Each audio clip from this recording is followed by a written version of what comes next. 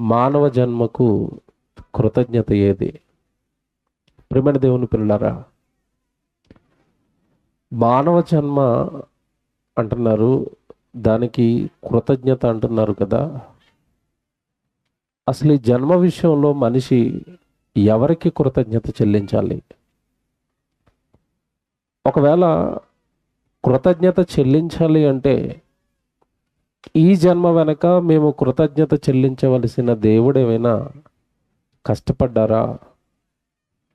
మా గురించి ఏమైనా చేశారా? దేవుడికి మనిషి ఎందుకు కృతజ్ఞత చెల్లించాలి? ఈ జన్మ పట్ల కృతజ్ఞత చెల్లించవలసిన అవసరత మనిషికి ఎందుకు ఉంది అన్నది ఈ రాత్రి కొద్దిసేపు జాగ్రత్తగా ఆలోచిద్దాం. ప్రియమైన దేవుని పిల్లలారా, సృష్టిలో మీకు మనిషితో పాటు నుండి కొన్ని లక్షల జీవరాశులు జీవిస్తున్నాయి. సుమారుగా 84 లక్షల జీవరాశులు ప్రకృతిలో ఉన్నట్టుగా శాస్త్రవేత్తలు అంచనా వేశారు. ఒకవేళ అది నిజమనుకుంటే మనిషితో పాటుగా ఈ ప్రకృతిలో 84 లక్షల జీవరాశులు బ్రతుకుతున్నప్పుడు అందులో శ్రేష్టమైన జన్మ, అద్భుతమైన జన్మ, గొప్ప జన్మ ఏది అని మనం ఆలోచిస్తే ఏ జీవికి లేని శ్రేష్టత, భాగ్యము దేవుడు మానవ జన్మకిచ్చాడు. మనిషి గొప్పవాడు. మనిషి ఆలోచన శక్తి చాలా గొప్పది. మనిషికిచ్చిన బుద్ధి బలం చాలా గొప్పది. అలాగే మనిషికి ప్రకృతిలో ఏ జీవికి లేని భాగ్యం, మనిషి మాట్లాడుతాడు, వింటాడు, ఆలోచిస్తాడు. ఇన్ని సుగుణాలతో మానవుడికే దేవుడు జన్మెందుకు ఇచ్చాడు అంటే ఒక ప్రత్యేక కారణం దీని వెనకాల ఉంది. ఏంటి అది అన్నప్పుడు, ఈ ప్రకృతి వేరు, ఈ ప్రకృతిలో ఉన్న మనిషి వేరు. ప్రకృతిలో ఉన్న వాటన్నిటికంటే మనిషి గొప్పవాడు అని ఎందుకన్నాము అంటే స్పెషల్గా మనిషికి ఒక ప్రత్యేకత ఉంది. ఏంట ప్రత్యేకత అంటే, మీరు ఒకసారి కీర్తన గ్రంథం 29వ కీర్తన 1వ వచనం ఒకసారి చూస్తే నిజంగానండి బైబిలులో ఒక అద్భుతమైన మాట ఇది. కీర్తన గ్రంథం 29వ కీర్తన ఒకసారి 1వ వచనం చూద్దాం. ఒకసారి చూసారండి, అక్కడ పిలుపు, దేవుడు భూమి మీద ఉన్న మనుషులను పిలుస్తున్న పిలుపు ఎలా ఉందంటే, దైవపుత్రులారా అన్నాడు. మీరు యెహోవాకు ఆరోపించుడి అని ఉంటుంది అక్కడ. దైవపుత్రులారా అన్నాడు అంటే భూమి మీద ఉన్న మనుషులందరినీ దేవుడు పిలుస్తున్న పిలుపు ఏంటంటే పుత్రులారా అన్నాడు. అనగా భూమి మీద ఉన్న మనుషులట సాక్షాత్తు పరలోకంలో ఉన్న దేవుడి సృష్టిని కలిగించిన సృష్టికర్త సర్వేశ్వరుడు దేవునికి పిల్లలట. అందుకే ఒక మేక, ఒక ఆవు, ఒక గేదె, లేదంటే మీకు అడవిలో ఉన్న జీవాలు ఒక ఏనుగు, ఒక సింహం, ఒక ఎలుగుబంటి, వీటిల్లో వేటికి లేని ఒక శ్రేష్టత, గొప్ప జన్మ మానవ జన్మ. కారణం ఏంటంటే ప్రకృతిలో ఉన్న ప్రతిదీ కూడా మనిషి కోసం దేవుడు చేస్తే మనిషిని మాత్రం తన కోసం చేసుకున్నాడు. తన కుమారుడుగా, తన కుమార్తెగా జన్మనిచ్చాడు. అందుకే అక్కడ రాయబడిన మాట ఎంత అద్భుతంగా ఉందో మీరు చూస్తే, దైవపుత్రులారా అని పిలుస్తున్నాడు భూమి మీద ఉన్న మనుషులను దేవుడు. మరొక సందర్భాన్ని చూపిస్తాను. ద్వితీయోపదేశకాండానికి మీరు రండి. బైబిల్ జాగ్రత్తగా బైబిల్ తెచ్చుకున్న వాళ్ళు దయచేసి వీలుంటే రాసుకోండి. బైబిల్ తెచ్చుకొని వాళ్ళు చాలా జాగ్రత్తగా ఈ మాటలు వినండి. ద్వితీయోపదేశకాండం 14వ అధ్యాయం 1వ వచనం ఒకసారి జాగ్రత్తగా చదవండి.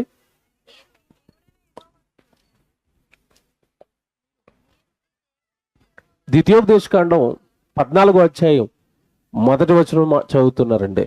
మీరు మీ దేవుడైన యెహోవాకు బిడ్డలు గనుక అన్నాడు. చూడండి, బైబిల్లో నిజంగా పదాలు చూడండి ఎలా రాస్తున్నాడు. ఒక చోట పుత్రులు అన్నాడు, మరొక చోటకు వచ్చేసరికి ఏమంటున్నాడు, మీరు మీ దేవుడైన యెహోవాకు బిడ్డలు గనుక, మీరు మీ దేవుడైన యెహోవాకు బిడ్డలు గనుక. పరలోకంలో ఉన్న దేవుడికి భూమి మీద ఉన్న మనిషి బిడ్డ, కుమారుడా, కుమార్తె, పిల్లల. నిజంగానండి, బైబిలులో ఉన్న ఈ మాటల ద్వారా భూమి మీద ఉన్న మనిషి పరలోకంలో ఉన్న దేవుడికి ఉన్న బంధాన్ని బయటపెట్టాడు బైబిల్లో దేవుడు. బంధం ఇది. భూమి మీద ఉన్న మనుషులు పరలోకంలో ఉన్న నాకు పిల్లలు, మీరు నా పిల్లలు. ఎంతమంది చూసారండి బైబిల్? ఇప్పుడు చెప్తాను, జాగ్రత్తగా వినండి. మానవ జన్మకు కృతజ్ఞత ఏది అని ఎందుకు వేసామంటే, భూమి మీద ఉన్న మనుషులు సాక్షాత్తు పరలోకంలో ఉన్న దేవుని పిల్లలైతే భూమి మీద ఉన్న మనుషుల కోసం ఆయన ఎంత కష్టపడుతున్నాడో, ఈ జన్మ, ఈ జీవితం నీకు దక్కింది అంటే ఒక రూపంతో ఒక తండ్రిగానో, ఒక తల్లిగానో, ఒక కొడుకుగానో, ఒక కుమార్తెగానో, ఒక భార్యగానో, ఒక చెల్లిగానో, ఒక అక్కగానో నువ్వు భూమి మీద పిలువబడుతున్నావు అంటే అసలు ఈ జన్మ దక్కటం వెనకాల, ఈ జన్మ భూమి మీద నీకు రావటం వెనకాల ఒక ఆయన ఎంత కష్టపడుతున్నాడో ఈ రాత్రి మీరు బైబిల్లో నుండి వింటారు. దేవుని పిల్లలారా, లోకంలో ఒక సామెత ఉంటుంది, భూమి మీద మనుషులు ఎంత గొప్పవాళ్ళు అయిపోయినా సరేనండి, ఎంత గొప్పవాడు అయిపోయినా సరే, అతను రాజు అయిపోవచ్చు, మంత్రి అయిపోవచ్చు, ముఖ్యమంత్రి అవ్వచ్చు, ప్రధానమంత్రి అవ్వచ్చు, ఏ అధికారమైనా భూమి మీద దక్కు ఉండొచ్చు. వాళ్ళందరి గురించి ఏమంటే ఒక మాట మాట్లాడుతూ ఉంటారు, లోకానికి రాజు అయినా సరే ఇంట్లో తల్లికి మాత్రం అతను ఏమవుతాడట, కొడుకు అవుతాడు అన్నారు. విన్నారా? అతను లోకానికి రాజేమో, ఇంట్లో తల్లికి మాత్రం ఏమవుతాడట, కొడుకు అవుతాడు. భూమి మీద అలాగే మనుషులు ఈరోజు రాజులుగా, మంత్రులుగా, లేదంటే రకరకాల వ్యాపారాలు, రకరకాల ఉద్యోగాలు, ఏమంటే రకరకాల అధికారాలలో మనుషులున్నా ఒక్కటి మాత్రం మనిషి మర్చిపోకూడదు. నేను చెప్తున్న జాగ్రత్తగా ఉన్నాడు, ఒక్కటి మాత్రం మనిషి మర్చిపోకూడదు. నువ్వు ఏ ఉద్యోగమైనా చేసుకొని, ఏ బంధంలో అయినా ఉండనివి, ఏ అధికారంలో అయినా ఉండనివి, నువ్వు ఒక్కటి మర్చిపోకూడదు. నువ్వు ఏంటది నువ్వు మర్చిపోకూడదు అంటే, నేను పరలోకంలో ఉన్న దేవుని కుమార్తెను, కుమారుడను. ఇది మాత్రం మర్చిపోకండి. ఇది మర్చిపోయిన నాడు జీవితం దెబ్బతింటది. ఇది మర్చిపోయే ఈరోజు ప్రపంచం అంతా నాశనం అయ్యింది. అసలు ఈ విషయం తెలియకే ఈరోజు ఈ జీవితం, ఈ జన్మ ఎంత గొప్పదో, మానవ జన్మ. ఈ జన్మ ఇవ్వడానికి కానీ, ఈ జన్మ అలాగ నిలకడగా భూమి మీద నడవడానికి కానీ దేవుడు పడుతున్న కష్టాలు ఏవి కూడానండి ఈరోజు భూమి మీద ఉన్న మనుషులకు తెలియదండి. మీరు లోకంలో చూడండి, రకరకాల ఉద్యోగాల్లో ఉంటారు, ఏమండి రకరకాల అధికారాల్లో ఉంటారు. నేను ముఖ్యమంత్రినండి, నేను లాయర్నండి, నేను యాక్టర్నండి, నేను డాక్టర్నండి, నేను పోలీసునండి, ఏమండి రకరకాల వృత్తులలో వాళ్ళు ఉన్నారు. ఆ వృత్తులతో వాళ్ళు పరిచయం చేసుకుంటారు. కానీ దేవుడు అండి బైబిల్లో అందరినీ పిలుస్తున్న పిలుపు ఎలా ఉంటుందంటే, మీరు నా పిల్లలు, మీరు నా పిల్లలు, ఇలాగే పిలుస్తాడు బైబిల్లో. మీరు చాలాసార్లు చదువుకుంటారు. యెషయా గ్రంథంలో ఒక మాట ఉంటుంది, 1వ అధ్యాయం 2వ వచనంలో, నేను పిల్లలను పెంచి గొప్పవారినిగా చేసి తిని వారు నా మీద తిరగబడి ఉన్నారు. యెషయా గ్రంథం 1వ అధ్యాయం 2వ వచనంలో ఉంటుందండి మాట. నేను పిల్లలను పెంచుతున్నాను అంటున్నాడు, నేను పిల్లల్ని కన్నాను అంటున్నాడు, మీరు నా పిల్లలు అంటున్నాడు, వాళ్ళు నేను పెంచాను అంటున్నాడు. అంటే భూమి మీద ఉన్న మనుషుల జన్మ వెనక ఈ మనుషులకు తెలియకుండా ఎవరో ఒక ఆయన కష్టపడుతున్నారు. ఆయన కష్టంతో ఈరోజు భూమి మీద ఉన్న మనిషి బ్రతుకుతున్నాడు. ఆయన కష్టంతో ఈరోజు భూమి మీద ఉన్న మనిషికి జన్మ అనేది దక్కింది. ఏమంటే మీరు సహజంగా చూడండి, మీకు ఇంకో మాట అడుగుతాను, జాగ్రత్తగా వినండి, ఆలోచించండి, మీరు జాగ్రత్తగా ఆలోచించండి. భర్తగా, భార్యగా ఏమండి ఇద్దరు చక్కగా ఏమండి ఫ్యామిలీ అయిన తర్వాత, కుటుంబం అయిన తర్వాత వారు ఒకరి గురించి ఒకరు మాట్లాడుకుంటున్నారండి, చాలా గొప్పగా ప్రౌడ్గా ఫీల్ అవుతుంటారు. నీలాంటి భార్య దొరకటం నాకు చాలా అదృష్టం అమ్మ, నీలాంటి భర్త దొరకటం నాకు చాలా అదృష్టం అండి అంటుంది. నిజంగానండి, మన జన్మ, మన జీవితాలను ఇద్దరిని దేవుడు జతపరిచాడు అని భార్యగా, భర్తగా పాత్ర దక్కినందుకు, వాళ్ళిద్దరు ఒకటైనందుకు చాలా ఆనందపడిపోతూ ఉంటారు. అలాగే తల్లిదండ్రులు పిల్లల మధ్యలో ఉన్న బంధాన్ని చూసినా, ఎవడు మీరు మీ గర్భాన్ని నేను పుట్టడం నాకు చాలా భాగ్యం అండి, మీ గర్భాన్ని పుట్టాను నేను, అంతకింత గొప్పవాడిని అయ్యాను అని ఏమంటే గొప్ప స్థాయికి వచ్చిన పిల్లలు తల్లిదండ్రులు పొగుడుతూ ఉంటారు. పిల్లలు గొప్పవాళ్ళు అయితే వాళ్ళని చూసి ఆనందపడిపోయి, నా కొడుకండి ఎంత గొప్పవాడు అయ్యాడు చూసారా, వాళ్ళ డాడీనండి, వాళ్ళ మమ్మీనండి అని పిల్లల గురించి తల్లిదండ్రులు గొప్పగా చెప్పుకుంటూ ఉంటారు, నా కొడుకండి, నా కూతురండి అని. ఏమంటే ఇవన్నీ మీరు ఆలోచిస్తున్నప్పుడు తల్లిగా, తండ్రిగా, భార్యగా, భర్తగా, పిల్లలుగా ఒకరినొకరు మీరు చూసుకుంటున్నారన్నా, ఈ బంధాలు మీ మధ్యలో ఏర్పడ్డాయి అన్నా, నా భర్త అండి, నా భార్య అండి అని నువ్వు వాళ్ళని చూసి పొంగిపోతున్నావన్నా, మురిసిపోతున్నావు అన్నా, ఈ జన్మ అంటూ నీకు ప్రసాదించింది ఒక ఆయన ఉన్నాడు. ఆవిడికి తల్లిని చేసింది, లేదంటే నిన్ను తమ్ముని చేసింది, అక్కను చేసింది, భార్యను చేసింది, భర్తను చేసింది. అసలు ఈ జన్మ అంటూ ఇచ్చి నీకు ఆ పాత్ర ఆ భాగ్యం దక్కడానికి కారకుడు పరలోకంలో ఉన్న దేవుడు అన్న సంగతి మాత్రం ఎవరికి తెలీదు. బైబిల్లో నేను ఇప్పుడు ఒక మంచి మాట చూపిస్తాను. మీరు ఏమంటే జాగ్రత్తగా బైబిల్ తీసి ఈ సృష్టి గురించి దేవుడు మాట్లాడతాడండి. సృష్టిలో మనిషి కంటే గొప్పవి పెద్దవి చాలా ఉన్నాయి. సూర్యుడి ముందు మనిషి నిలవలేడు. ఈ ఆకాశం చాలా పెద్దది. మనం ఉంటున్న ఈ నేల చాలా పెద్దది. మీరు సమస్త సృష్టిని చూస్తానండి, సృష్టిలో మనిషి కంటే గొప్పవి, మనిషి కంటే బలమైనవి చాలా ఉన్నాయి. కానీ దేవుడట ఈ ప్రకృతిలో ఉన్న దేని మీద మనసు పెట్టుకోలేదట. మనుషులు తన పిల్లలని చెప్పాడు కదా, మీ మీదే నా మనసు ఉంది అని. నిజంగానండి, దేవుడు ప్రకృతిని అంతా పక్కకు పెట్టి మనిషి గురించి ఎంత గొప్పగా మాట్లాడుతున్నాడో ఒక సందర్భాన్ని ఇప్పుడు మీకు చూపిస్తాను. కీర్తనల గ్రంథం 8వ కీర్తన 3, 4, 5, 6 వచనాలు జాగ్రత్తగా రాసుకోండి. కీర్తనల గ్రంథం 8వ కీర్తన 3 నుంచి మనం చదువుదాం. ఏమంటే ఈ మాటలు చూడండి ఎలాగో, ఎంత బాగా ఆలోచించాలి. సభలో కూర్చున్న ప్రతి ఒక్కరు, సౌండ్ వింటున్న ప్రతి ఒక్కరు జాగ్రత్తగా ఆలోచించండి. 6 అడుగుల మనిషి అండి భూమి మీద, 5 అడుగులు 6 అడుగుల మనిషి అండి. కానీ మనిషి కోసం దేవుడు కట్టిన ఈ భూమి చాలా పెద్దది. మనిషి కోసం పైన దేవుడు వేసిన ఆకాశం చాలా పెద్దది. ఆకాశంలో ఆయన పెట్టిన నక్షత్రాలు కోటాను కోట్లు. అలాగే భూమి మీద ఉన్న మనుషుల కోసం దేవుడు ఏర్పాటు చేసిన వసతులు అసలు లెక్క పెట్టలేనన్ని వసతులు భూమి మీద ఉన్న మనిషికి దేవుడు ఏర్పాటు చేశాడు. అదంతా కీర్తనకారుడు ఇప్పుడు అక్కడ జ్ఞాపకం చేస్తాడు. మనకి ఏమని జ్ఞాపకం చేస్తున్నాడు చూడండి ఒకసారి. 8వ అధ్యాయం 3వ వచనంలో కీర్తన గ్రంథంలో, నీ చేతి పని అయిన నీ ఆకాశములను. ఆగండి, చేతి పనులు మీకు ఏం గుర్తొస్తాయి చెప్పండి? చేతి పనులు అనగానే మీకు ఏం గుర్తొస్తాయి? ఒకప్పుడు చేసేవారు కదండి అందరూ చేతి పనులు, చేతి వృత్తులు. ఎవరి వృత్తి వాళ్ళదే, ఎవరి పని వాళ్ళది. ఈ వస్తువు తయారైందంటేనండి ఈ చేతి వృత్తి ఎవరో ఒకరు పని చేయటం వల్ల ఈ వస్తువు తయారైంది. ఉదాహరణకి ఒకప్పుడు, ఇప్పుడంటే మిషన్స్ వచ్చాయి, చెప్పులు తయారవుతున్నాయి కానీ ఒకప్పుడు చెప్పులు చేతులతో తయారు చేసేవారు. కత్తులతో కోసి జంతు చర్మాలను చేతులతో కుట్టేవారు. చెప్పులు చేయాలి అన్నా, ఒక ఇల్లు చేయాలి అన్నా, ఏమంటే మనం వాడుకునే ఏ వస్తువు చేయాలి అన్నా చేతులతో చేసేవారు ఒకప్పుడు.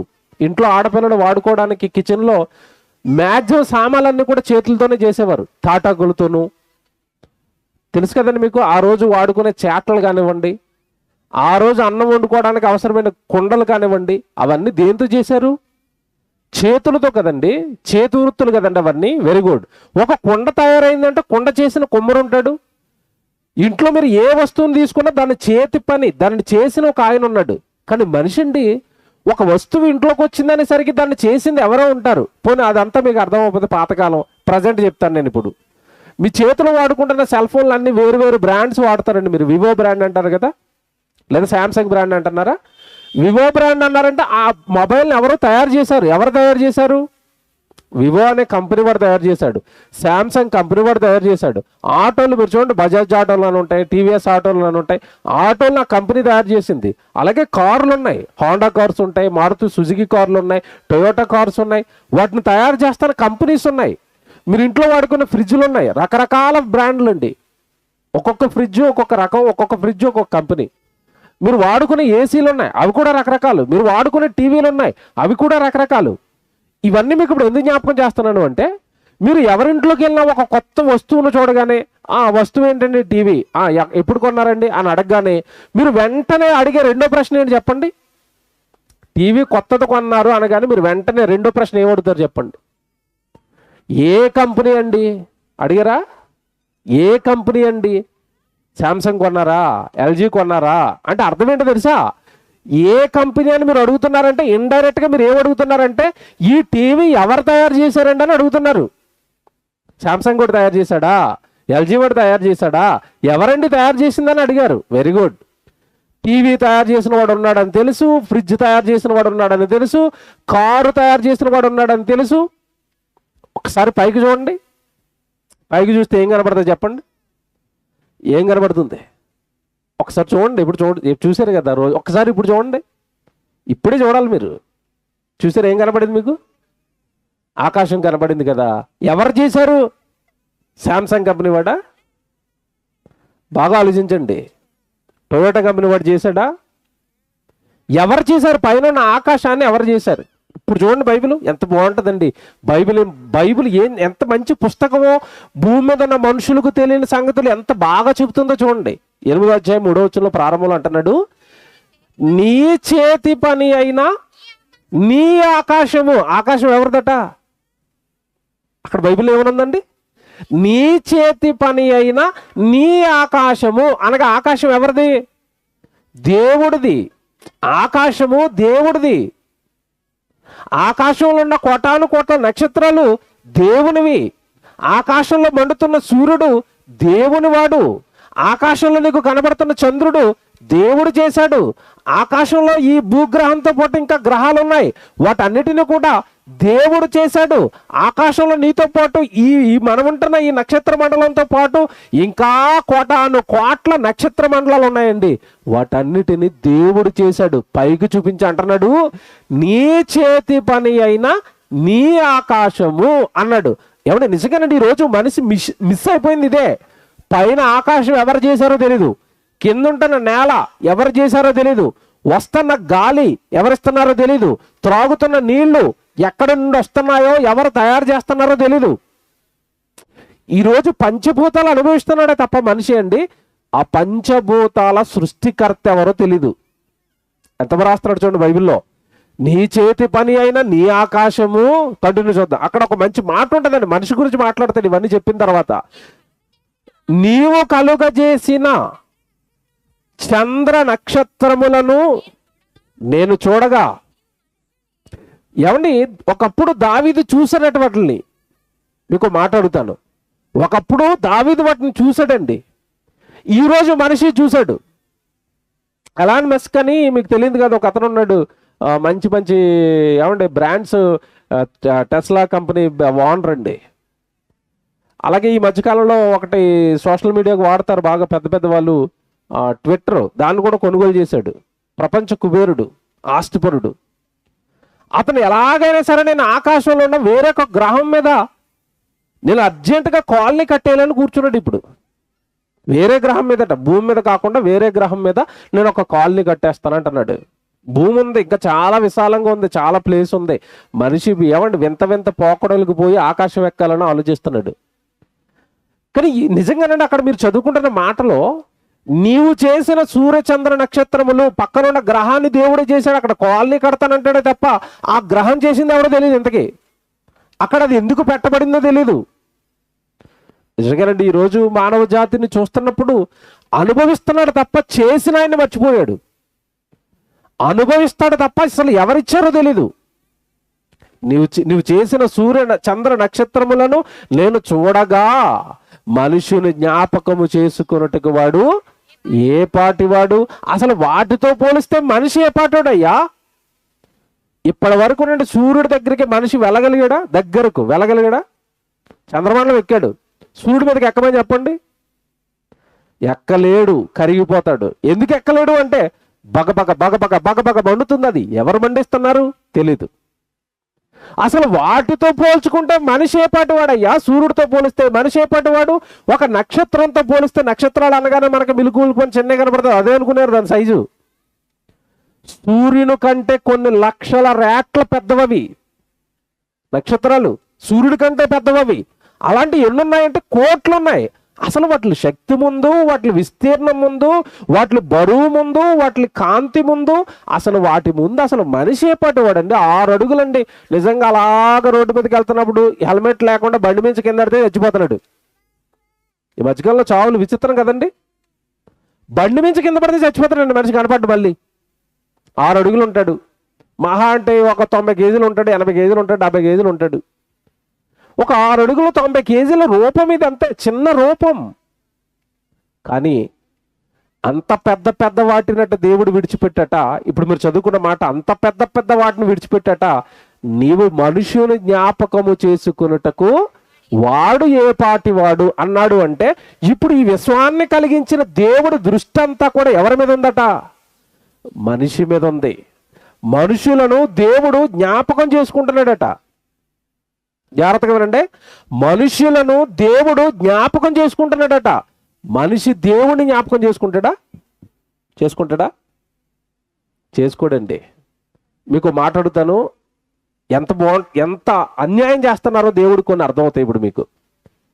దేవుణ్ణి మనిషి ఎప్పుడో కానీ జ్ఞాపకం చేసుకోడండి. కానీ టైటిల్ వేసాం కదా, మానవ జన్మకు కృతజ్ఞత ఏది అని. జన్మ దగ్గరికి వస్తున్నాను, జాగ్రత్తగా వినండి. మీరు హాస్పిటల్లో ఉన్నప్పుడు ఆపరేషన్ కోసం రక్తం అవసరం పడింది. మీ గ్రూప్ ఎక్కడ దొరకటం లేదు.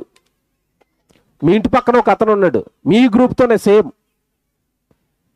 అయ్యా మీ గ్రూపే నాకు పనిచేస్తుంది, రండి ప్లీజ్ రండి, ఇవ్వండి బ్లడ్ అండి. బ్రతిమాలగా మీ ఇంటి పక్క అతను వచ్చి నీ గ్రూపుకి సంబంధించిన బ్లడ్ ఇచ్చాడు, రక్తం నువ్వు ఎక్కించుకున్నావు. అప్పుడు వెంటనే అతను నువ్వు ఏం చెప్తారు చెప్పండి? రక్తం ఇచ్చిన అతనికి ఏం చెప్తారు? ఓ మాట అంటారండి, ఏమంటారు చెప్పండి? ఒక ఎంత ఇస్తారండి? నాకు 250 ml అనుకుంటాను, నాకు తెలిసి అంతేనన్నా. 250 ml బ్లడ్ ఇచ్చేది, ఇది తెలుస్తుంది. 250 ml కదా, 250 అండి. 200 ఆవిడ పావు కేజీ అనుకుందాం, పావు లీటర్ అండి. పావు లీటర్ రక్తం ఇచ్చాడండి అతను. రక్తం ఎక్కించుకున్నారండి. రక్తం ఎక్కించుకున్న వెంటనే నోట్లోంచి వచ్చే మాట ఏంటి చెప్పండి? మా ప్రాణాన్ని నిలబెట్టారండి, మీరు మా ప్రాణదాత. విన్నారా? ఏ దాత? ప్రాణదాత. ఎంత ఇచ్చినందుకు? ఎంత ఇచ్చాడు రక్తం? పావు లీటర్ ఇచ్చాడు. మనిషి ఒంట్లో ఎంత రక్తం ఉంటుందండి? 5 లీటర్లు ఉంటుంది. 5 నుంచి 6 లీటర్ల మధ్యలో ఉంటుందండి కొంతమందికి. ఇప్పుడు 5 లీటర్ల రక్తం ఎవడు దేహంలో పెట్టిన దేవుడు ప్రాణదాతగా జ్ఞాపకం రాలేదు, దేవుడు జ్ఞాపకం రాలేదు. పావు లీటర్ ఇవ్వగానే ఇతను ఎవరట? ప్రాణదాత. మీరు చేసిన మేలు ఈ జన్మలో నేను ఎంత ఇచ్చాడు రక్తం? పావు లీటర్ ఇచ్చిన రక్తం, పావు లీటర్ రక్తం ఇచ్చిన అతని జన్మంతా గుర్తుపెట్టుకుంటే 5 లీటర్ల రక్తాన్ని నీ దేహంలో పెట్టిన ఆయన ఎంతకాలం గుర్తుపెట్టుకోవాలి? ఇప్పుడు ఆలోచించండి. మానవ జన్మ దేవుడిచ్చింది అయితే ఆ మానవ జన్మ పట్ల దేవుడికున్న కృతజ్ఞత ఏది? మీకు అర్థమవడానికి తీసుకుని వస్తున్నాను. పావు లీటర్ రక్తం ఇస్తే మా రక్తదాత అండి, మా ప్రాణదాత అండి, మీ మేలు మర్చిపోలేనండి.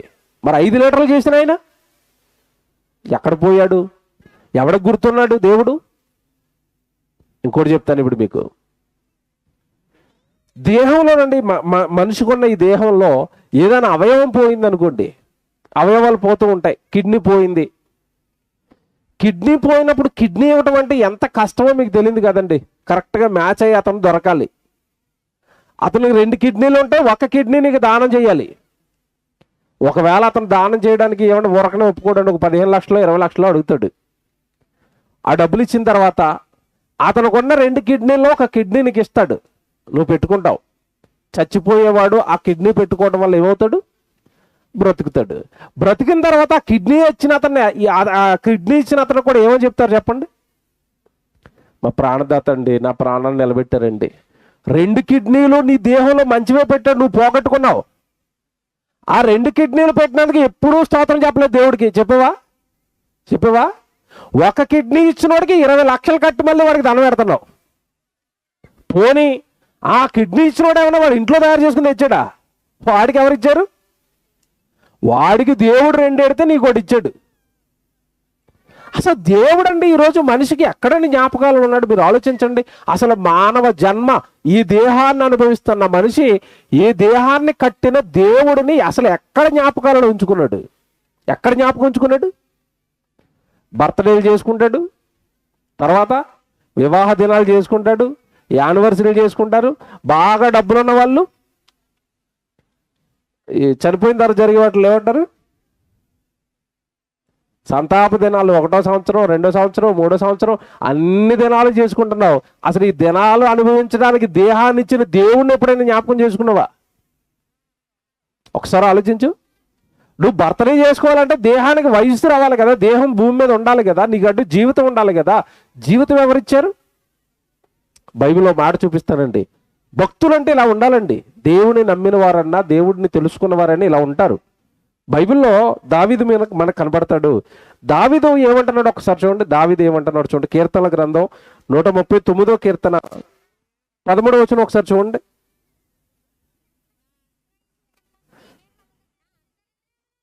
నా అంతర ఇంద్రియములను నీవే కలుగజేసితివి, నా తల్లి గర్భమందు నన్ను నిర్మించిన వాడవు నీవే. ఈ పదమండలం చేసుకోండి. నా తల్లి గర్భమందు నన్ను నిర్మించిన వాడవు నీవు. తల్లి గర్భములో దేహాన్ని నిర్మించింది దేవుడు. తల్లి గర్భంలో నీకు అవయవాలు కట్టింది దేవుడు. జాగ్రత్తగా వినండి.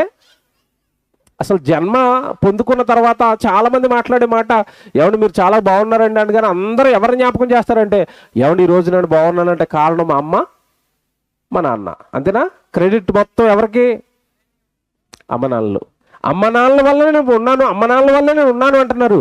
తల్లి మోసింది కేవలం కొద్ది రోజులు, 9 నెలలు. కానీ లోపల జరుగుతున్న అవయవ నిర్మాణం ఏదైతే ఉందో దాని గురించి మానవ జాతికి తెలియదండి. లోపల జరుగుతున్న అవయవ నిర్మాణానికి సంబంధించిన సంగతులు ఏమీ తెలియదు. ఎందుకంటే బైబిల్లో దేవుడు ఒక మాట రాశాడు, చూడాలి గర్భమందు ఎముకలు ఏ రీతిగా ఎదుగునో అది నీకు తెలియదు అన్నాడు. మానవ జాతికి తెలియదండి. ఎందుకంటే మానవ జన్మ ప్రారంభానికి మీరు వెళ్ళిపోతారండి. ఒక బియ్యపు గింజ ఆకారంలో తండ్రి నుండి బయలుదేరిన శుక్రకణం తల్లిలోనికి వెళ్ళి అక్కడ 9 నెలలండి ఈ రూపాన్ని సంతరించుకునే. ఆ 9 నెలలు కూడా అదొక మానవ జీవితంలో అదొక ప్రధాన ఘట్టం. అసలు నువ్వు ఈ లోకాన్ని చూసావు అన్నా, ఈ లోకాన్ని నువ్వు అనుభవిస్తున్నావన్నా, అక్కడ జరిగిన ఆ ప్రారంభపు 9 నెలలే నీ జీవితానికి ప్రధాన మెట్టు. ఆ 9 నెలలు నీకు అక్కడ తోడుగా ఉన్నది, నీకు అక్కడ సహాయం చేసింది తల్లి కాదు, తండ్రి కాదు, నీ బంధువులు కాదు, నీ స్నేహితులు కాదు. తల్లి గర్భములో చీకటి బిలములో ఆ 9 నెలలో నీకు తోడుగా ఉన్నది. అక్కడ నీకు అవయవ నిర్మాణం జరిగించింది కూడా దేవుడు. కాస్త చదువుకున్న వాళ్ళకైతే తెలుస్తుందండి ఇవి. ఏమన్నా నిజంగా చదువుకోని వాళ్ళకు కూడా అర్థమయ్యేటట్టుగా వీడియోస్ చేస్తున్నారు ఈ మధ్యకాలంలో. ఒక వీడియో ప్లే చేస్తారు బాబు, తెలుగుబడి వీడియో ప్లే చేయి, ఒకసారి చూడండి. తల్లి గర్భం లోపల ఏం జరుగుతుందో నిజంగానండి వాళ్ళు కళ్ళకు కట్టినట్టుగా విజువల్స్తో ఒక జన్మ వెనకాల లోపల జరుగుతున్న కార్యక్రమాన్ని అంతా, తల్లి గర్భంలో 9 నెలలు జరుగుతున్న కార్యక్రమం. ఎందుకంటే ప్రతి మానవుడికి అదేనండి పునాది. అక్కడే మనం ప్రారంభమయ్యాం, అక్కడే మన జీవితం, అక్కడే మనకి అసలు పునాదులు ఏర్పడ్డాయి. అక్కడ నుండే మనమంటూ ఈ లోకంలోనికి, తల్లి గర్భంలోనికి అక్కడే మనం వచ్చాం. అసలు అక్కడున్న ఆ జీవితాన్ని మర్చిపోయాడు మనిషి. భూమి మీదకి వచ్చిన తర్వాత తల్లి, తండ్రి, గురువు వీళ్ళందరినీ గుర్తుపెట్టుకున్నాడు. ఆ 9 నెలలు నువ్వు ప్రారంభం అవ్వడానికి కష్టపడిన పరలోకపు తండ్రిని విడిచిపెట్టాడు, దేవుడు విడిచిపెట్టాడు. ఒకసారి ప్లే చేస్తారు చూడండి. జీవితం కూడా ఇలాగే మొదలైంది. ఒకసారి సౌండ్ పెట్టినైనా ప్రయాణం ఎలా సాగిందో, కంటికి కూడా కనిపించని 2 కణాలు కలిసి ఒక శిశువుగా మారే అతి క్లిష్టమైన అద్భుతమైన ప్రక్రియ గురించి మనం పుట్టక ముందు మన జీవితం ఎలా ఉండేదో ఈ వీడియోలో వివరంగా తెలుసుకుందాం. కాబట్టి ఈ వీడియోని పూర్తిగా చూడండి.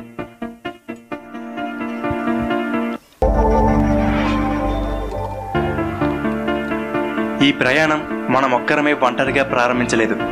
ముందుగా పురుషుడి నుండి సుమారుగా 30 కోట్ల శుక్రకణాలు ఒక్కసారిగా స్త్రీ వజైనాలోకి ప్రవేశిస్తాయి. మనిషి శరీరంలోనే అతి చిన్న కణం ఈ స్పెరం. ఈ స్పెరం తలలో తండ్రికి సంబంధించిన జెనెటిక్ ఇన్ఫర్మేషన్ అంతా కూడా DNA రూపంలో స్టోర్ అయి ఉంటుంది. మధ్య భాగంలో ఈ స్పెరం జీవించి ఉండడానికి, ప్రయాణించడానికి కావలసిన శక్తినిచ్చే మైటోకాండ్రియా ఉంటుంది. ఇక తోక భాగం ఈ స్పెరం ఈదుతూ ముందుకు కదలడానికి ఉపయోగపడుతుంది. అలాగే స్త్రీలో ప్రతి నెల ఒక ఎగ్ రిలీజ్ అవుతుంది. మనిషి శరీరంలోనే అతిపెద్ద కణం ఈ అండం. దీనిలో స్త్రీకి సంబంధించిన జెనెటిక్ ఇన్ఫర్మేషన్ ఉంటుంది. ఇలా స్త్రీలో రిలీజ్ అయిన ఎగ్ని చేరుకోవడానికి పురుషుడి నుండి విడుదలైన 30 కోట్ల శుక్రకణాలు ప్రయాణం సాగిస్తాయి. అలా అండం నుండి వచ్చిన స్మెల్ని పసిగడుతూ మనిషి శరీరంలోని అతి చిన్న కణం అతిపెద్ద కణాన్ని చేరుకోవడానికి జరిగే ఈ ప్రయాణం అంత సులువుగా ఏమీ ఉండదు. వజైనాలోని వాతావరణం స్పెరంకి అంత అనుకూలంగా ఉండదు. స్పెరమ్స్ ఎంటర్ అయిన 30 నిమిషాల్లో అక్కడి వాతావరణాన్ని తట్టుకోలేని బలహీనంగా ఉండే 99% శుక్రకణాలు చనిపోతాయి. ఎందుకంటే కొన్ని స్పెరమ్స్ అనేవి బలంగా, ఆరోగ్యంగా ఉండవు. అయితే ఇక్కడ ఒక ముఖ్యమైన విషయం చెప్పాలి. పురుషుడు ఆరోగ్యంగా ఉన్నప్పుడు తయారైన స్పెరం పుట్టబోయే బిడ్డను ఆరోగ్యంగా ఉంచుతుంది. అదే ఒకే ఒక్కటి విజయం సాధించింది. అలా విజయం సాధించిన ఒక స్పెరం వల్లనే మనం పుట్టాం. అది కాకుండా ఆ 30 కోట్ల స్పెరమ్స్లో మరే కోడ్ ఆధారంగా పుట్టబోయే బిడ్డ రూపం, తెలివితేటలు, పర్సనాలిటీ అన్నీ డిసైడ్ అవుతాయి. ఒకవేళ మీరు డిఎన్ఏ గురించి మరింత తెలుసుకోవాలనుకుంటే ఆల్రెడీ డిఎన్ఏ గురించి బిడ్డ అమ్మాయి అవుతుంది. అదే ఒకవేళ ఎక్స్ క్రోమోజోమ్ ఉన్న ఎగ్తో వై క్రోమోజోమ్ ఉన్న స్పెర్మ్ కలిస్తే పుట్టబోయే బిడ్డ అబ్బాయి అవుతాడు. కళ్ళు తెరుస్తుంది కానీ మొత్తం చీకటిగా ఉండడంతో ఏమీ కనిపించదు. అయితే శబ్దాలను ఎక్కువగా వింటూ ఉంటుంది. కడుపులోని శిశువు తల్లి గుండు కొట్టుకునే శబ్దం, శ్వాస తీసుకునే శబ్దం, తల్లి మాటలను, తన చుట్టూ ఉన్న యామ్నియాటిక్ ఫ్లూయిడ్ శబ్దాలను, అలాగే కొన్ని బయట శబ్దాలను కూడా వినగలుగుతుంది. 26 వారాలు వచ్చేసరికి తల్లికి గాలి పీల్చుకోవడం చాలా ఇబ్బందిగా ఉంటుంది. ఎందుకంటే అప్పటికే గర్భాశయం పెరగడం వల్ల ఊపిరితిత్తులకు స్థానం తక్కువగా ఉంటుంది. మరొక పక్క కేవలం తనకే కాదు, బిడ్డకు కావలసిన ఆక్సిజన్తో పాటు ఎక్కువ శ్వాస తీసుకోవాల్సి ఉంటుంది. అలాగే ఈ సమయంలో లోపల శిశువు ప్రతిరోజు సుమారుగా 1/2 లీటర్ ఉమ్మనీటిని మింగడం జరుగుతుంది. ఇదంతా కూడా పుట్టిన తర్వాత తన సొంతంగా ఆహారాన్ని మింగడం అలవాటు చేసుకోవడం కోసమే. శిశువు ఊపిరితిత్తులు మొత్తం యామ్నియాటిక్ ఫ్లూయిడ్తో నిండిపోయి ఉంటాయి. ఆపు ఒకసారి ఆపు. ఇదంతా తల్లి గర్భంలో జరుగుతుంది. అక్కడ నీకు తోడుగా ఎవరూ లేరు. మీ అమ్మగారికి తెలియదు నువ్వు లోపల నీకేం జరుగుతుందో, మీ నాన్నగారికి తెలియదు. ఇదంతా ఇప్పుడు బైబిల్ ఇక్కడ ఆపాడు కదా, అతను ఒక పాయింట్ చెప్పాడు, మీరు గుర్తుందో లేదో. తల్లి గర్భములో జాగ్రత్తగా వినండి, తల్లి గర్భములో ప్రతిరోజు కూడా ఉమ్మ నీరు త్రాగుతున్నాడట. అలా త్రాగటం వల్ల అతను బ్రతుకుతాడట. అలా త్రాగాలి అని అతనికి అక్కడ నేర్పిస్తున్నది ఎవరో, అతడు భూమి మీదకి వచ్చిన తర్వాత అక్కడ నేర్చుకున్న త్రాగటం అనే విద్యను ప్రయోగించి అలా బ్రతుకుతాడో. ఇప్పుడు శాస్త్రం డెవలప్ అయ్యి స్కానింగ్ మిషన్లు వచ్చి ఎక్స్రేలు వచ్చి ఇప్పుడు చెప్పారు. క్రీస్తుకు పూర్వం యేసుక్రీస్తు వారు పుట్టలేదు. బైబిల్ అనగానే చాలా మందికి ఒక అపోహ ఏంటంటే యేసుప్రభు పుట్టిన తర్వాత రాశారని అనుకుంటారు, ఇది ఒక మతం అని అంటారు. కాదండి, క్రీస్తుకు పూర్వమే, యేసుప్రభు పుట్టక మునిపే పాత నిబంధన ఒక పుస్తకం ఉంది. అందులో దావీదు పాఠ్య పుస్తకాల్లో ఉంటాడు, కింగ్ డేవిడ్ అంటారు. ఆయన క్రీస్తుకు పూర్వం 1000 సంవత్సరాల క్రితం భూమి మీద బ్రతికిన రాజు. బైబిల్ ఏమో కట్టుకథలు ఉండవు, పుస్తకాల్లో కూడా ఉంటుంది ఈ చరిత్ర. ఆ దావీదు నిజంగానే భూమి మీద ఉన్న ఈ మనుషుల జీవితాన్ని ఉపయోగించి, ఇప్పుడు మీరు చదువుకున్నారు ఇందా కీర్తన గ్రంథంలో చదువుకున్న మాట, ఆ మాటను మీరు జ్ఞాపకంలో పెట్టుకుని ఇప్పుడు ఇంకో మాట నేను చూపిస్తాను, జాగ్రత్తగా తీసుకోండి. 22వ కీర్తనకు రండి. 22వ కీర్తనకు రండి. 22వ కీర్తన 9వ వచనం ఒకసారి బైబిల్లో చూడండి. 22వ కీర్తన 9వ వచనం చదువుతున్నారు. గర్భము నుండి నన్ను తీసిన వాడవు నీవే కదా. చూసారా, గర్భములో నుండి నన్ను తీసావు కదా. చూసారా, అలా మాట్లాడుతున్నాడు దేవుడు. గర్భము నుండి నన్ను తీసిన వాడవు నీవే కదా. నేను నా తల్లి యొద్ద స్తన్యపానము చేయుచుండగా నీవే కదా నమ్మిక పుట్టించితివి. జాగ్రత్తగా వినండి, తల్లి గర్భంలో ఉన్నప్పుడే దేవుడు ఈ ఉమ్మనీటిని త్రాగటం నేర్పించి భూమి మీదకి వచ్చిన తర్వాత వెంటనే వాడు తల్లిపాలు ఇవ్వగానే తల్లిపాలు త్రాగుతున్నాడు. అంటే తల్లిపాలు త్రాగే విద్యను దేవుడు తల్లి గర్భములోనే వాడు అవయవాలు నిర్మించి నువ్వు బ్రతకాలి అంటే నోటి ద్వారా త్రాగాలి. విద్య అంతా కూడా తల్లి గర్భంలో దేవుడు నేర్పిస్తున్నాడండి. అలా భూమి మీదకి వచ్చిన మనిషి పసిబిడ్డ, వాడు నోట్లో ఏం పెట్టినా ఊరుకోడు. తల్లి పాలైతే కావాలి వాడికి, పాలు కావాలి వాడికి, పాలు త్రాగుతాడు. ఎంత బాగా రాస్తున్నాడు చూసారా బైబిల్లో దేవుడు. గర్భము నుండి నన్ను తీసిన వాడు నీవే కదా. నా తల్లి గర్భంలో ఉన్నప్పుడు నాకు చక్కగా అవయవాలు నిర్మించింది నువ్వే కదా. అక్కడ నాకు బ్రతకటం నేర్పింది నువ్వే కదా. బ్రతకటం నేర్పాడు మొట్టమొదటి దేవుడు. నువ్వు బ్రతకాలి అంటే త్రాగాలి, నువ్వు బ్రతకాలి అంటే తినాలి. జాగ్రత్తగా వినండి, నువ్వు బ్రతకాలి అంటే త్రాగాలి, నువ్వు బ్రతకాలి అంటే తినాలి. తల్లి త్రాగేవి, తల్లి తినేవి ఎవడి దేవుడు బిడ్డకు అందించాడు, లోపల ఉన్న బిడ్డకు అందించాడు. ఆ బిడ్డ భూమి మీదకి వచ్చిన తర్వాత బ్రతకాలి కదా. మళ్ళా ఆ బిడ్డ భూమి మీదకి వచ్చిన తర్వాత బ్రతకాలి కదా. ఆ బిడ్డ భూమి మీదకి రాక మునుపే, మనుషులు పుట్టక మునుపే ఈ అనంత విశ్వాన్ని కట్టి దేవుడు నిజంగా బైబిల్లో తిండి గురించి, ఆహార పదార్థాల గురించి ఒక మాట మాట్లాడుతున్నాడు. తిమోతికి రాసిన మొదటి పత్రిక, జాగ్రత్తగా రాసుకోండి. తిమోతికి రాసిన మొదటి పత్రిక 4వ అధ్యాయం 3వ వచనం ఒకసారి చూడండి. తిమోతికి రాసిన మొదటి పత్రిక 4వ అధ్యాయము 3వ వచనం చూడండి. ఆ అబద్ధికులు వాత వేయబడిన మనస్సాక్షి కలవారై వివాహమును నిషేధించుచు సత్య విషయమైన అనుభవ జ్ఞానము గల విశ్వాసులు కృతజ్ఞతాస్తుతులు చెల్లించి పుచ్చుకొని నిమిత్తము, జాగ్రత్తగా ఉండండి, పదాలు అండర్లైన్ చేసుకోండి. కృతజ్ఞతాస్తుతులు చెల్లించి పుచ్చుకొని నిమిత్తము దేవుడు సృజించిన ఆహార వస్తువులు. చూసారా, దేవుడు సృజించిన ఆహార వస్తువులు. మళ్ళీ చెప్తున్నాను, దేవుడు సృజించిన ఆహార వస్తువులు. ఎన్నిసార్లు ఎందుకన్నా తెలుసా? మనిషి భూమి మీద బ్రతకాలంటే ఎన్ని పూటలు తింటున్నాడు చెప్పండి? 3 పూటలు తినాలి కదా. మార్నింగ్ బ్రేక్ఫాస్ట్, మధ్యాహ్నం లంచ్, నైట్ డిన్నరు, మధ్యలో ఆకలేస్తే స్నాక్స్. 4వ వచ్చింది మధ్యకాలంలో, చైనా వాడి దగ్గర నుంచి తెచ్చుకున్నారు చైనా నూడిల్స్. ఆడు తినేవి అన్నీ, ఆడు తినే పేగులు అన్నీ పట్టుకొచ్చి అక్కడ వేశారు. మనం కాదు అవి నూడిల్స్. ఇంకా బోరు కొడితే వాడు చెమట, వాడు అన్ని కలిపేసిన ఏమండి పానీపూరీలు. రుచి అవే కదా మనిషికి. మొత్తం మీద అటు తిరిగి ఇటు తిరిగి 4 పూటలు తింటున్నాడు. ఎక్కడివి ఆహార పదార్థాలు? ఎక్కడివి? నువ్వు ఆదివారం నాన్ వెజ్ ఉంటే కానీ ఉండలేవు. ఖచ్చితంగా చికెన్ మటన్ పడిపోవాలి ఆదివారం. ఎక్కడిది కోడి, ఎక్కడిది మేక, ఎక్కడిది నువ్వు తింటున్న కూరగాయలు, ఎక్కడ నువ్వు తింటున్న దుంపలు, ఎక్కడ నువ్వు తింటున్న ఫ్రూట్స్ ఫలాలు ఎక్కడివి? పండ్లు ఎక్కడివి? చెట్లు ఎక్కడివి? ఆ చెట్టుగా పండేసింది ఎవరు? అందులో విటమిన్స్ పెట్టింది ఎవరు? అవి తింటేనే నీ ఓపిక వచ్చేటట్టుగా. ఆరోగ్యం పోగొక్క డాక్టర్ దగ్గరికి వెళ్ళారు అనుకోండి, డాక్టర్ చెప్పే మాట ఏంటంటే టాబ్లెట్లు అన్నీ రాస్తాడు. వెంటనే ఏ మాట చెప్తాడు చెప్పండి? ఏం చెప్తాడు? ఫ్రూట్స్ తినండి. డాక్టర్ గారు ఏం చెప్పాడు? ఆయన ఎందుకు చెప్పాడు ఫ్రూట్స్ తినమని? ఫ్రూట్స్లో ఏముందంటే విటమిన్స్ ఉన్నాయి, నీ శరీరానికి బలాన్ని ఇచ్చేవి ఉన్నాయి. ఎవరండి ఇదంతా ఆలోచించారు? ఎంత బాగా రాశాడు చూసారా? ఎవడు కృతజ్ఞతాస్తుతులు చెల్లించుకుంటూ అలాగే ఉందా? ఆహారం తినే ప్రతి ఒక్కడునట ఆహారం చేసిన దేవుడికి ఏం చెల్లించాలట? కృతజ్ఞతాస్తుతులు చెల్లించి పుచ్చుకొను దేవుడు సృజించిన ఆహారపు వస్తువులు. ఎంత బాగా చెప్పాడు చూసారా? దేవుడు సృజించిన ఆహారపు వస్తువులు. దేవుని పిల్లలరా, తల్లి గర్భంలో దేహాన్ని కడతన్నది దేవుడు. అక్కడ బ్రతకడానికి ఉమ్మనీరు త్రాగించేటట్టుగా అలవాటు చేసింది దేవుడు. భూమి మీదకి వచ్చిన తర్వాత తల్లిపాలు త్రాగిస్తున్నది దేవుడు.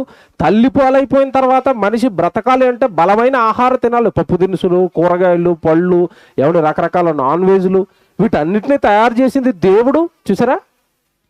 అంటే జన్మ ఒక భూమి మీద ఒక జన్మ, భూమి మీద ఉన్న ఒక మనిషి బ్రతుకుతున్నాడు అంటే గాలి, నీరు, ఆహారం, అతడికి బ్రతకడానికి అవసరమైన సకల వసతులు ఇవన్నీ అమరుస్తున్నది దేవుడైనప్పుడు మనిషి దేవునికి కృతజ్ఞతలు ఎక్కడ చెప్తున్నాడు చెప్పండి? కృతజ్ఞతాస్తుతులు చెల్లించే మనిషి ఏడి? ఈరోజు మీరు ఆలోచించండి, ఏడండి అసలు ఇదంతా జరిగిస్తున్నది దేవుడు అని ఆలోచించిన వాడేడి?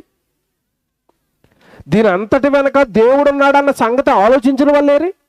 ఇప్పుడు వచ్చేయండి కీర్తన గ్రంథానికి, 139వ కీర్తనకు వచ్చేయండి. 139వ కీర్తన 13 నుంచి ఒక్కసారి మళ్ళీ చదువుతాం. 139వ కీర్తన 13వ వచనం. నా అంతరింద్రియములను నీవే కలగజేసితివి అన్నాడు. ఒక మాట అడుగుతానండి ఇక్కడ. అంతర ఇంద్రియాలు అనగానే శరీరం లోపల మనిషికి కనపడకుండా పెద్ద పెద్ద వ్యవస్థలు ఉన్నాయి. శ్వాస వ్యవస్థ అంటారు, రక్తనాళాల వ్యవస్థ అంటారు, ఏమండి లోపల జీర్ణ వ్యవస్థ అంటున్నారు. లోపల చాలా పెద్ద మిషనరీ రన్ అవుతుంది మనిషి బ్రతకడానికి. కిడ్నీలు ఉన్నాయి, గుండె ఉంది, ఊపిరితిత్తులు ఉన్నాయి, కాలేయం ఉంది, లివర్ ఉంది, రకరకాల రక్త నాళాలు ఉన్నాయి. ఇవన్నీ కూడా దేవుడు కదండి చేసింది. అసలు దేని పనితీరు మీరు ఆలోచించిన ఆశ్చర్యం అండి. అసలు మనం నీళ్లు త్రాగటం ఏంటి? మనం త్రాగుతున్న నీళ్ళల్లో ఏమైనా కెమికల్స్ కానీ ఏమన్నా చెడు, మన దేహానికి చెడు కలిగించేవి ఏమన్నా ఉంటే ఆ కిడ్నీల వాటర్ని వడవేయటం ఏంటి? ఏమైనా యూరిన్ రూపంలో చెడు అంతా బయటికి పంపించడం ఏంటి? ఒకసారి ఆలోచించండి. మీరు పీల్చుకునే ఈ గాలిని వడగట్టడానికి, మంచి గాలిని మీకు అందించడానికి ఊపిరితిత్తులు పనిచేయటం ఏంటి? మీ శరీరంలో ఉన్న రక్తం అంతా కింద నుంచి పై వరకు, నడినెత్తి మొదలుకొని అరికాలు వరకు రక్తం అందితేనే తప్ప ఈ అవయవాలు పనిచేయవు. ఈ అవయవాలు పనిచేయాలంటే గుండె కొట్టుకోవాలి. ప్రతిరోజు రెస్ట్ లేకుండా గుండె కొట్టుకోవాలి కదా. అది కొట్టుకోవడానికి దానికి బలాన్ని, శక్తిని, అసలు ఆ నిర్మాణం, మ్యానుఫ్యాక్చరింగ్ ఆలోచించండి. గుండెని అలా తయారు చేయటం ఏంటండి దేవుడు? ఎవరి వల్ల అవుతుంది భూమి మీద? మన మధ్యకాలంలో ఒక వార్త వినుంటారు, టీవీ 9లోని వాటిలోని చక్కర్లు కొట్టింది బాగా. ఒక అతనికి గుండె జబ్బు వచ్చిందండి. మీకు తెలియదు కాదు, గుండె జబ్బు వస్తే మనిషి ఏమైపోతాడు? చచ్చిపోతాడు. గుండె జబ్బు వచ్చి చచ్చిపోతున్న మనిషి కంటే శాస్త్రవేత్తలు ఏం చేశారంటే, ఆ దేవుడే చేయాలంటే గుండె మా భూమి మీద చాలా జంతువులు ఉన్నాయని చెప్పి పంది గుండె పట్టుకెళ్ళి మనిషికి పెట్టేశారు. మీరు చూసారు వార్తల్లో. పంది గుండె మనిషికి పెట్టిన తర్వాత అంటే కొట్టుకుంది, బ్రతికాడు. ఇంకా అంతే, శాస్త్రవేత్తలు అందరూ చంకలెగరేసారు. ఇక దేవుడితో మాకు పని లేదు, దేవుడు చేసిన అవయవాలు పోయినా సరే మేము ఏదో జంతువు పట్టుకెళ్ళి పెట్టేస్తామన్నారు. వాడు కరెక్ట్గా 40 రోజులు బ్రతికాడండి. పంది గుండె అమర్చిన మనిషి 40 రోజుల తర్వాత చచ్చిపోయాడు. అసలు మన గుండె మనకి దేవుడు ఎప్పుడు అమర్చాడు చెప్పండి? ఎప్పుడు అమర్చాడు? మీరు తల్లి గర్భంలో ఉన్నప్పుడు అమర్చాడండి. 60-70 సంవత్సరాలు నాన్ స్టాప్గా కొట్టుకుంటుంది. ఇసుక వండర్ కదండి, మానవ దేహం వండర్ కదండి. మనం గుర్తించి ఇవన్నీ దావీదు గుర్తించాడు. అక్కడ దావీదు గుర్తించి అంటున్నాడు, నా అంతర ఇంద్రియములను నీవే కలగజేసితివి. తర్వాత మాట చూడండి అక్కడ, నా తల్లి గర్భమందు నన్ను నిర్మించిన వాడము నీవే, ఇదిగో నీవు నన్ను కలగజేసిన విధము చూడగా నాకు భయమును ఆశ్చర్యమును నాకు పుట్టుచున్నవి. ఈ పదవంటరు ఏం చేసుకోండి, అందును బట్టి దేహాన్ని నాకు నువ్వు కలగజేసిన విధానాన్ని బట్టి, నా దేహము పనిచేస్తున్న విధానాన్ని బట్టి, అందును బట్టి నేను నీకు కృతజ్ఞతాస్తుతులు చెల్లించుచున్నాను. అంటే మానవుడు ఈ దేహాన్ని పొందుకున్నందుకు, ఈ జీవితాన్ని పొందుకున్నందుకు దేవుడికి ఏం చేయాలి? కానీ మనం ఎప్పుడు పెడతాం చెప్పండి? కృతజ్ఞతా కూడికలు మనం ఎప్పుడు పెడతాం? మీరు బాగా ఆలోచించుకోండి. క్రైస్తవులు ఉన్నారు కదా, ఎప్పుడు పెడతారు మీరు? మంచి ఉద్యోగం వస్తే, పిల్ల మంచి ర్యాంకులో పాస్ అయితే, అంతేనా? ప్రమోషన్ వస్తే, ఇల్లు కట్టుకుంటే, పెళ్లి జరుగుతుంటే అప్పుడు పెడతాం. ఏ కూడికలు? కృతజ్ఞతా కూడికలు. గుండె కొట్టుకుంటుంది, దానికి పెట్టవేంటి? బాగా ఆలోచించండి. రాత్రి పోనీ పెళ్లికి పెట్టావు కదా దేవుడు, గుండె కొట్టుకుంటున్నా కృతజ్ఞతా స్తుతులు చెల్లించట్లేదని దేవుడు గుండె ఆపేసాడు అనుకోండి, ఇంకా స్తుతి కూటాలు ఏమి పెట్టుకోవడానికి ఉండవు మనం భూమి మీద. ఎక్కడుంటాం? వెళ్ళిపోయి డైరెక్ట్గా పాతాళములోనే. ఒక మాట చూపించరండి. ఏమంటే ఈరోజు మనిషి ఎంత అమాయకుడు చెప్తారండి, ఎంత అమాయకుడు చెప్తారండి. దేవుడు దేహాన్ని కట్టాడు, దేవుడు విశ్వాన్ని కట్టాడు. విశ్వంలో మనిషి బ్రతకడానికి దేవుడు తోడుగా ఉంటున్నాడు. ఒక మాట చెప్తాను మీకు బైబిల్ ప్రకారం, మనిషి భూమి మీద బట్ట కడుతున్నాడంటే ప్రతి క్షణం దేవుడు సహాయం లేకపోతే మనిషి బ్రతకడండి, చచ్చిపోతాడు మనిషి. ఆ మాట చూపిస్తాను బైబిల్లో, మీకు భయం వేస్తుంది ఇప్పుడు. ఒక మాట చూడండి, బైబిల్లో దేవుడు ఏమంటున్నాడో మనుషుల గురించి, గొప్పగా ఫీల్ అవుతున్న మనుషుల గురించి ఏమంటున్నాడో. ఎహెజ్కేలు గ్రంథం ఒకసారి చూడండి. ఎహెజ్కేలు గ్రంథం. నేను గొప్పవాడిని, నాకు దేవుడు అవసరం లేదు, నా బలం, నా కండ, నా జీవితం, నేను చాలా సూపర్ అని ఫీల్ అవుతున్నాడు కదా మనిషి. ఇలా ఫీల్ అవుతున్న మనుషులు అందరి గురించి దేవుడు ఒక మాట అంటున్నాడు. ఎహెజ్కేలు గ్రంథం 18వ అధ్యాయం 4వ వచనం ఒకసారి చూడండి. ఎహెజ్కేలు గ్రంథం 18వ అధ్యాయం 4వ వచనం అండి. మనుషులు అందరూ అన్నాడు చూసారా? బైబిల్ ఇందాక చెప్పాను కదా, క్రైస్తవుల గురించి మాట్లాడే పుస్తకం కాదు ఇది, మత పుస్తకం అంతకంటే కాదు. మనుషులు అందరూ, అది ఆరిన నేల మీద ఏ దేశంలో ఉన్నవాడైనా సరే మనిషే కదా. ఇప్పుడు ఈ మనుషులు అందరూ చూసారా ఎలా మాట్లాడుతున్నాడో? మనుషులు అందరూ నా వశములో ఉన్నారు. అది అర్థం చేసుకోండి, భయం వేస్తుందండి. మనుషులు అందరూ నా వశములో ఉన్నారు. నా వశం. బ్రతికించాలనుకుంటే బ్రతికిస్తాను, భూమి మీద చాలు నీ జీవితం ముగించాలనుకుంటే ముగిస్తాను. ఎవరి ప్రాణం ఎవరి చేతిలో ఉంది చెప్పండి? ఉందా? మీరు ఇక్కడ కూర్చొని మనం ఆలోచిద్దాం, నా ప్రాణం నా చేతుల్లో ఉందండి, నేను 2050 వరకు చావనను చేయొద్దండి. అసలు మీ ప్రాణం మీ చేతుల్లో ఉందా? మీ జీవితం మీ చేతుల్లో ఉందా? లేదండి. విచిత్రం చెప్పనా? మీరు నవ్వుకుంటారు ఇప్పుడు, మీకు ఎంతకాలం ఈ సంగతి తెలియదు మీకు. అసలు మన ప్రాణానికి గ్యారంటీ లేదు, మన ప్రాణం మన చేతుల్లో లేదు. కానీ మన షాపుకి వస్తువు కొనడానికి వెళ్ళినప్పుడు మొట్టమొదటి మీరు అడిగే పాయింట్ ఏంటి చెప్పండి? వాడిని ఎంతకాలం గ్యారంటీ ఉందండి? 6 సంవత్సరాల గ్యారంటీ. మొన్న ఏసీ కొనడానికి వెళ్తే వాడు అంటున్నాడు 10 సంవత్సరాల గ్యారంటీ. వద్దు నాయన, సంవత్సరం చాలు మాకు. ఈ వేసవకాలం పోయి వచ్చే వేసవకాలం వరకు ఉంటామని గ్యారంటీ మనకి లేదు. కానీ వస్తువులు గట 10 సంవత్సరాల గ్యారంటీ అట, 20 సంవత్సరాల గ్యారంటీ అట, ఫ్యాన్ కొంటే సంవత్సరం గ్యారంటీ అట. గ్యారంటీ అడుగుతున్నాడు మనిషి, తనకేమో గ్యారంటీ లేదు. ఎంత బాగా రాశాడు చూస్తున్నాడు బైబిల్లో. మనుషులు అందరూ నా వశములో ఉన్నారు. అల్పులేమి, తండ్రులేమి, కుమారులేమి, అందరూ చూసారా? అందరూ కుమారుల, తండ్రుల, పిల్లల అందరూ నా వశములో ఉన్నారు. ఇంకో మాట చూడండి, 146 కీర్తన చూడండి. 146 కీర్తన. ఇప్పుడు దేవుడు ఎంత బాగా మాట్లాడతాడు చూడండి. మనుషులందరూ దేవుడి వశంలో ఉన్నప్పుడు మనిషి దేవుడిని కదా నమ్మాలి. దేవుని కదా ఆశ్రయించాలి. దేవా ఈ జన్మిచ్చారని దేవుడికి లోబడి కదా బ్రతకాలి. ఇప్పుడు చూడండి 146 కీర్తన 146 కీర్తన 3వ వచనం చూడండి. రాజుల చేతనైనను నరుల చేతనైనను రక్షణ కలుగదు. చూసారా, నిన్ను రక్షించేవాడు రాజు కాదు, నిన్ను రక్షించేవాడు ఏ నరుడు కాదు, నీకు జీవితం ఇచ్చింది నరులు కాదు, నిన్ను పెంచి పోషిస్తున్నది నరులు కాదు, ఈ భూమిని తిప్పుతున్నది నరులు కాదు, పైన ఆకాశంలో ఉన్న సూర్యుని మండిస్తున్నది నరులు కాదు, నేలను పంటలు పండించి నీ కడుపు నింపుతున్నది నరులు కాదు. నువ్వు ఎవరినయ్యా నమ్ముతావు? నువ్వు ఎవరిని నమ్ముతున్నావు? చూసారా ఎంత బాగా మాట్లాడతాడు చూడు దేవుడు. రాజుల చేతనైనను నరుల చేతనైనను రక్షణ కలుగదు, వారిని నమ్ముకొనకుడి. ఉందా బైబిల్లో? దేవుడు ఏదొద్దంటే మనిషి అది చేస్తాడండి. మనుషులను నమ్ముకోవద్దయ్యా అన్నాడు. కానీ ఈరోజు మనిషి నమ్మేది ఎవరిని చెప్పండి? ఎవరిని? అయ్యా నువ్వు పాపాలు చేస్తున్నావు, నువ్వు తప్పులు చేస్తున్నావు, నువ్వు కొంచెం బ్రతుకుని దిద్దుకో అయ్యా, ఇది ప్రమాదం అయ్యా అంటే, హే నాకే చెప్తావా, నా వెనకాల ఎమ్మెల్యే ఉన్నాడు అనేవాళ్ళు ఉన్నారా?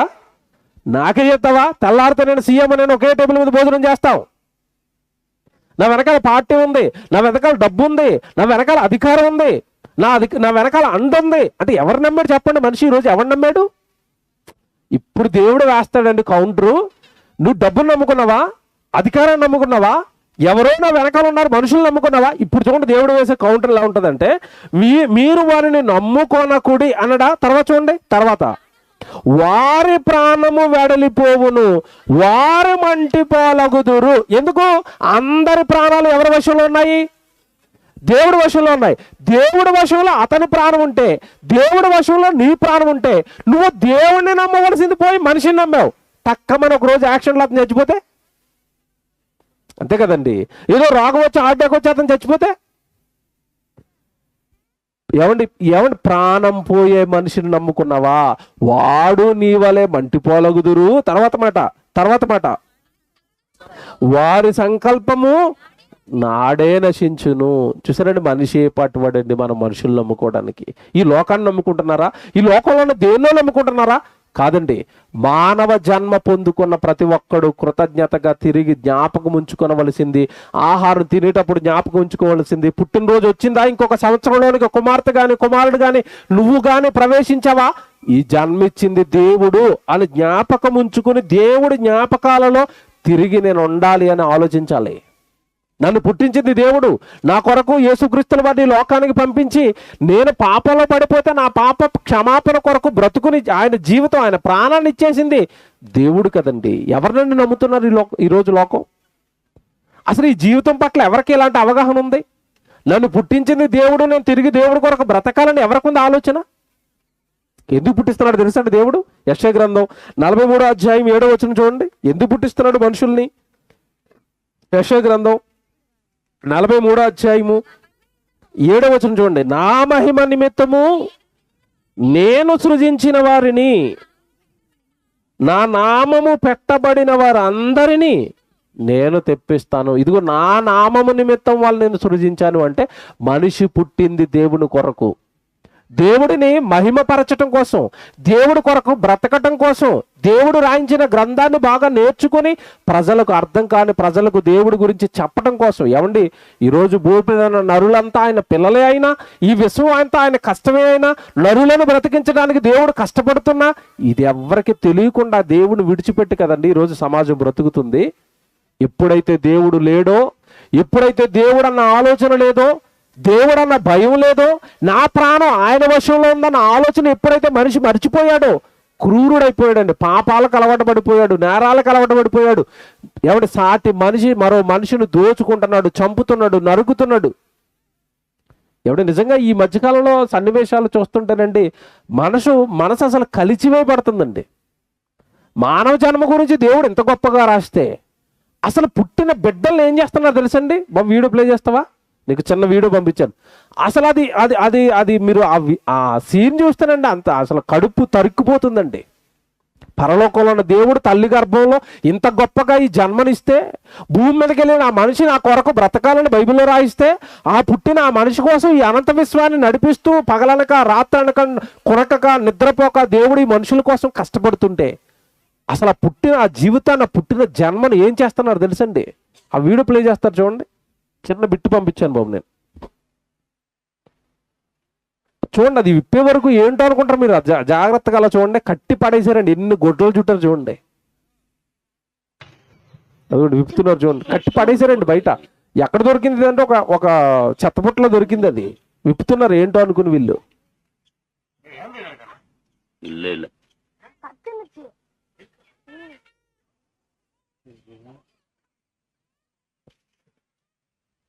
ఎన్ని గుడ్లు కట్టారు చూడండి. కింద ఒకటి ఉంది, అది విప్పాడు, తర్వాత ఇది విప్పుతున్నాడు, ఇంకా లోపలికి చూడండి, అలాగే ఇంకా మళ్ళీ విప్పుతాడు.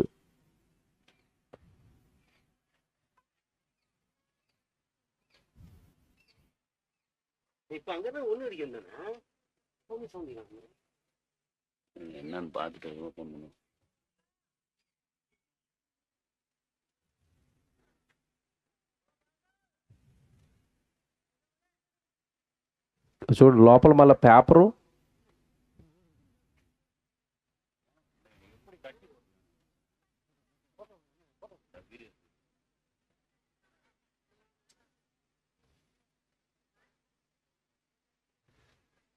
అదో చూడండి, పసిబిడ్డ అండి, అప్పుడే పుట్టిన బిడ్డ. ఎంత బాగున్నాడు చూసారా? చెత్తబుట్టలో పడేసారండి అలా కట్టేసి.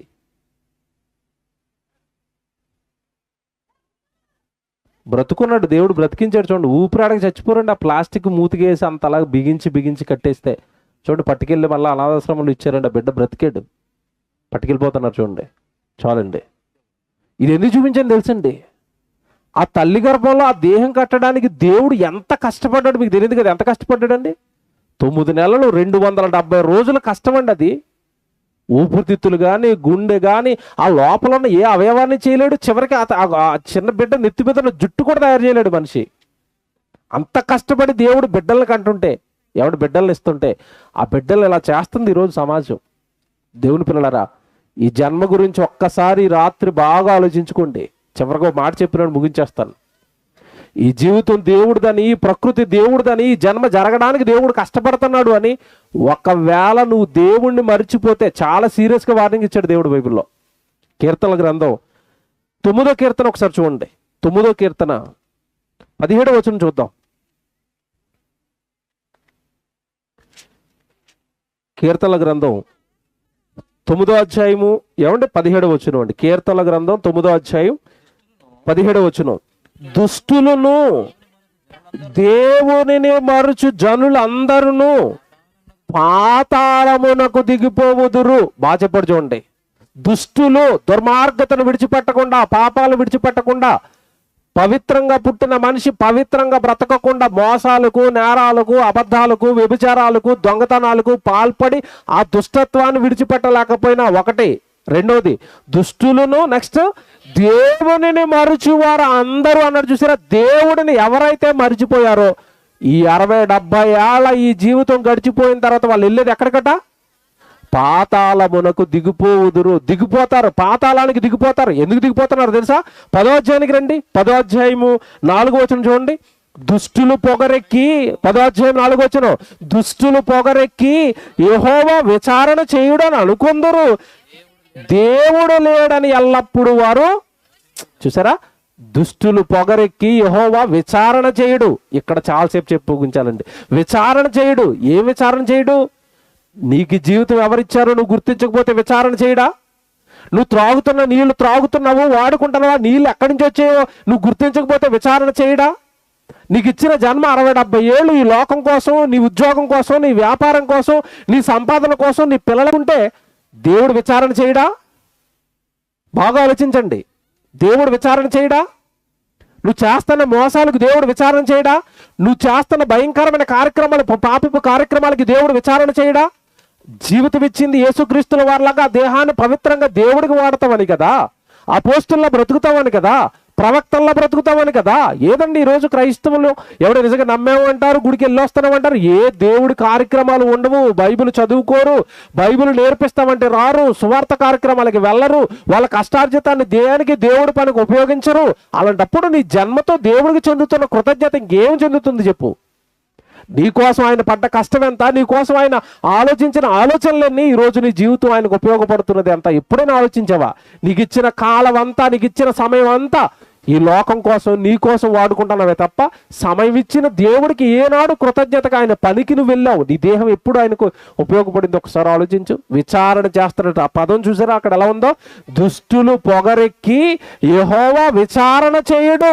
నన్ను ఎవడు అడుగుతాడు? ప్రార్థనకు రండి, మేము రాము. సమర్థలో రండి, రాము. దేవుడికి కార్యక్రమాలు చేస్తాను, ఇవ్వండి, రాము. ఏమండి ఈరోజు ఆదివారం మొక్కుబడిగా గుడికెళ్ళి రావడం తప్ప మిగతా జీవితాన్నంతా ఈ లోకానికి అర్పించేస్తే దేవుడు అడగడా? అసలు మనిషి ఎందుకు పుట్టాడు తెలుసండి? ఒకసారి చివరి మాట యోబు గ్రంథం మీరు చూడండి, ఇది ఒక్క మాట రాసుకోండి. యోబు గ్రంథము 5వ అధ్యాయానికి రండి. యోబు గ్రంథం 5వ అధ్యాయం 14వ వచనం ఒకసారి చదవండి.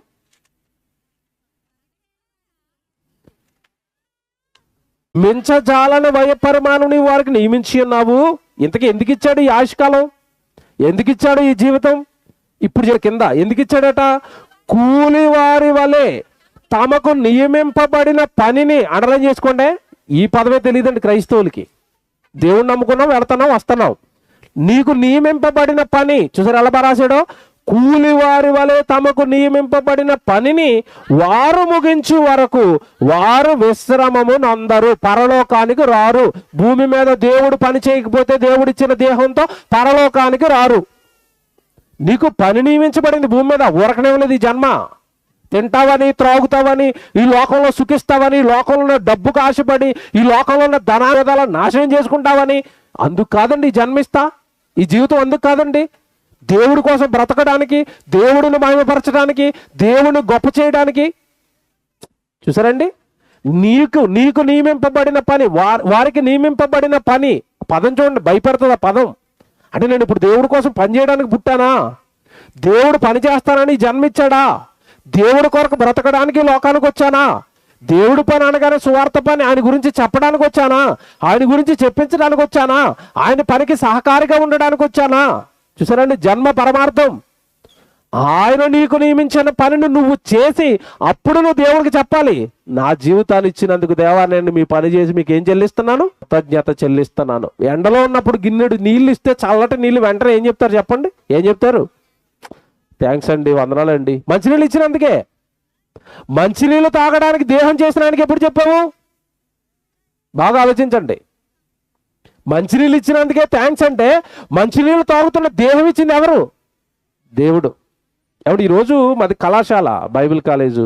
ఏమంటే మా సంఘం ఎప్పుడు పని చేస్తూ ఉంటుంది. ఎక్కడో ఒక చోట సువార్త, ఎక్కడో ఒక చోట దైవ కార్యక్రమంలో ఉంటుంది. మిగతా వాళ్ళకి మేము అర్థం కావు. వాళ్ళు ఏటోనండి ఎప్పుడు బైబిల్ తరగతులు అంటారు, పని అంటారంటే మాకు బైబిల్ అర్థమయ్యి మేము పని చేస్తాం. ఇప్పుడు మీరు చివరిలో చదువుకున్న మాట అదే. వారికి నియమింపబడిన పనిని వారు ముగించు వరకు వారికి ఏముండదట? విశ్రాంతి ఉండదు, పరలోకం ఉండదు, పరలోక జీవితం ఉండదు. పని చెయ్యకపోతే, దేవుడిచ్చిన జన్మ దేవుడికి ఉపయోగపడకపోతే విశ్రాంతిలోనికి వెళ్ళరు. మరి ఎక్కడికి వెళ్ళిపోతారు? ఇంత చదువుకున్నారు కీర్తన 9లో. దేవుడిని మరుచు వారందరూ కూడా ఎక్కడికి వెళ్ళిపోతారట? పాతాళమునకు దిగిపోవుదురు. జన్మ దేవుడిది, బ్రతకవలసింది దేవుడి కోసం, చేయవలసింది దైవ కార్యక్రమాలు. నీ జన్మకు నియమింపబడిన పని దేవుని పని. ఇవన్నీ తెలుసుకుని జీవితాన్ని దేవుడికి ఇస్తావా?